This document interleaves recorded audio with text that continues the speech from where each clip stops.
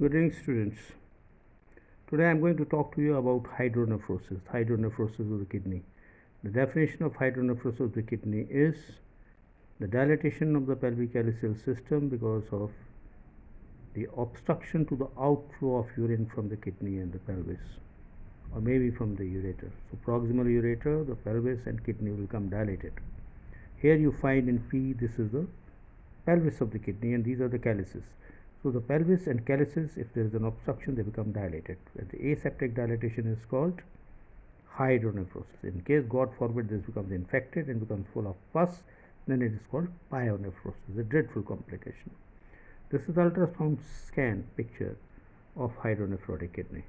The next film which I want to show you is a picture of hydronephrotic kidney in which there is dilatation of the pelvis, which is extrarenal because of narrowing of the pelvic ureteric junction here.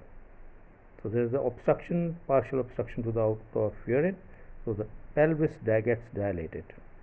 But God forbid, if this pelvis is intrarenal and not outside the kidney, the loss of parenchyma and destruction of parenchyma will be much more.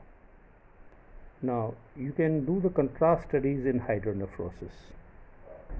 If some function of the kidney is retained, now you can do intravenous urography. Intravenous urography means that you inject a contrast material, radioactive material into the vein.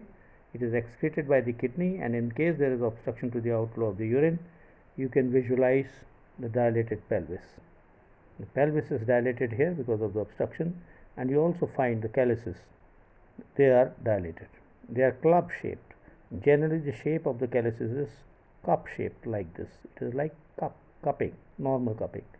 But once there is obstruction to the outflow of urine because of the stagnation, obstruction, and rise inside the pelvis and the calluses, this becomes club shaped.